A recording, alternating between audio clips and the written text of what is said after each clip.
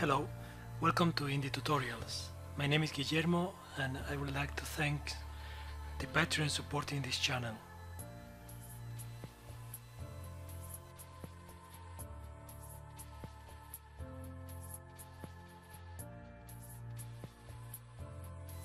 Let's start by creating the folder structure. So I already have created a zip file containing the structure I use most of the time, so it's actually up to you. Whatever works for you, that will be good. But since I have to prototype a lot of projects every time, it's a time-consuming task to start building the structure every single time. So what I will do is just to click on the asset root and just drag my folder structure here, and after that I can just rename this project name to the project that we are working with. So this is Zero Dark ARPG, and I'm keeping the 0 dash just to make sure that this will be the first folder in the hierarchy. I could also take advantage of this favorite thing for Unity, but let's just leave it like that. And I have already created a folder for art, models, audio, packages that we get from the AssetStore, our prefabs, resources, scene scripts, and so on and so forth. So what I'm going to do now is the standard or the default folder created by scenes by Unity. I will just drag this empty scene into my project structure, like so.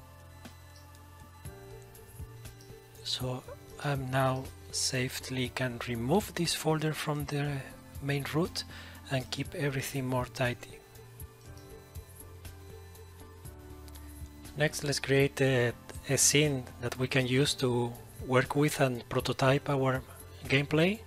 So we can either click on create and then scene, or of course file, new scene.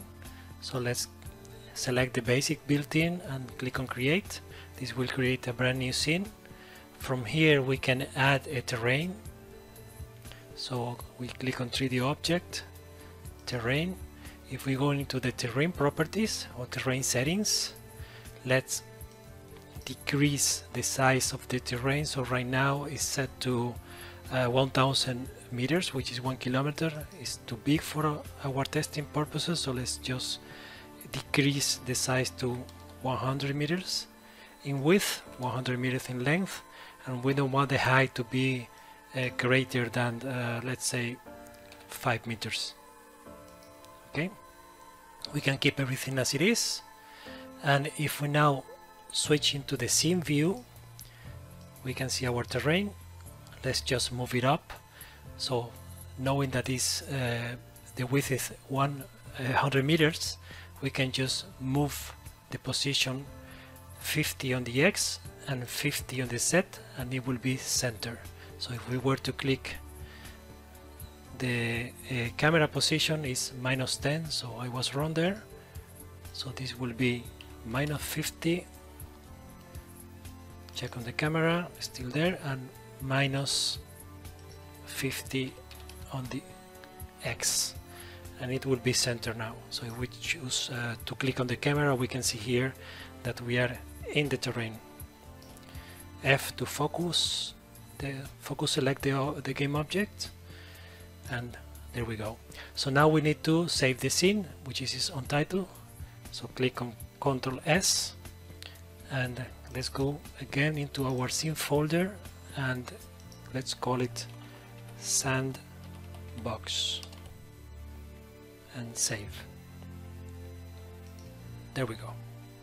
For this area I want to have a realistic look or feel, so I decided to use, in this case, quantum characters, mostly because we have a set of female and male to play with, and also a good set of armors or equipment that we can switch between characters, and that's important.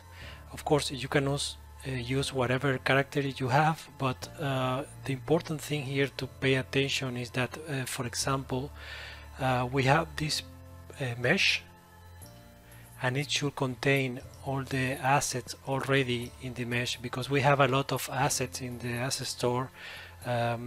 Unreal creators coming to the Unity AssetStore that have no idea, and then you end up having, for example, the HUD being a separate FFPX, and we don't want that. So this you can see that we can just start hiding meshes, and that's what we are looking after at the end. So just pay attention what the asset you are using for your characters in this series. With that consideration out of the way, now we can start building our player hierarchy. So let's start by creating a new game object. Let's call it P_player. The P stands for prefab, because we are going to make a prefab out of it at the end, so I like to keep that naming convention. After getting this game object, or in this game object, we are going to add animator.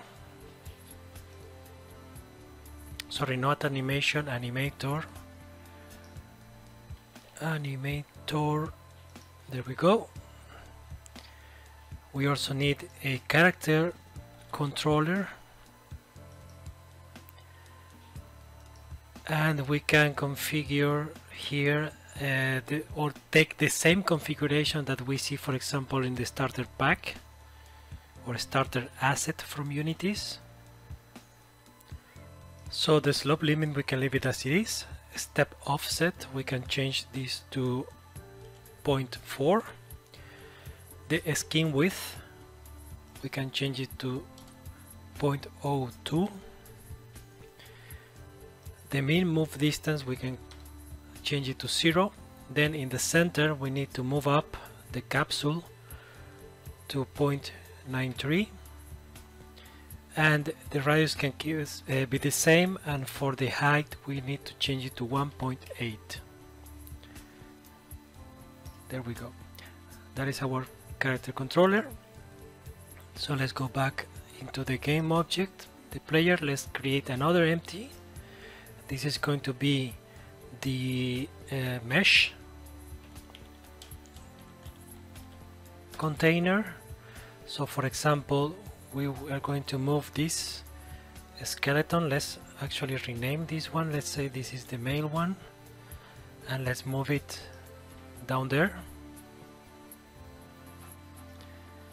And what we also need here in the player is our camera look. So let's add another empty, and let's move it up, F2 to rename it, and let's call it player camera look.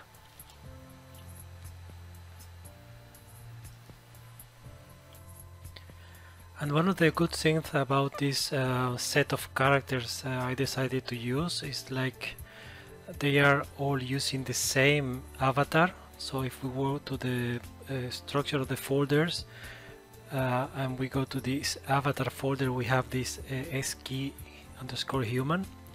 So if we were to go to the animator and select this avatar, then from the sample set we could select, for example, one of the animator, test animation 1, which is, I believe, a walking animation. And now if we hit play, since this mesh is using humanoid rig and the rig is using this avatar, we should see it playing the animation right away. So let's test this out.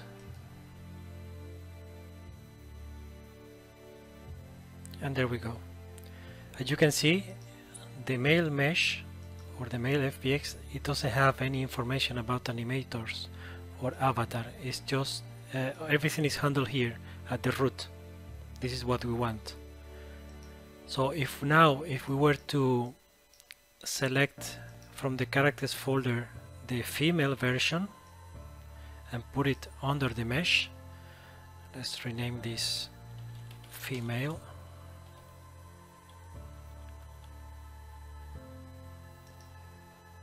Let's hide this one, and without doing any changes, let's click play, and it's also playing the animation. We see here there is an artifact.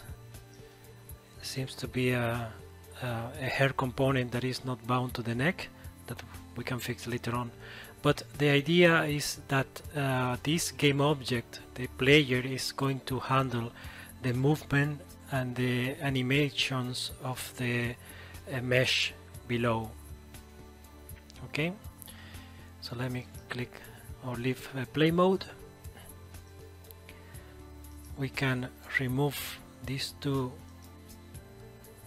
game objects, and we can keep our player with the player camera look, the mesh container, and create a prefab out of this game object. So from the folder structure that we created, let's go to the prefabs folder. Then we have characters. Let's create another folder here and probably name it hero. And let's drag this game object to make a prefab out of it. Save the changes, and see you on the next video when we are going to set up the input using the new input system. Thank you for watching and supporting the channel. Bye bye.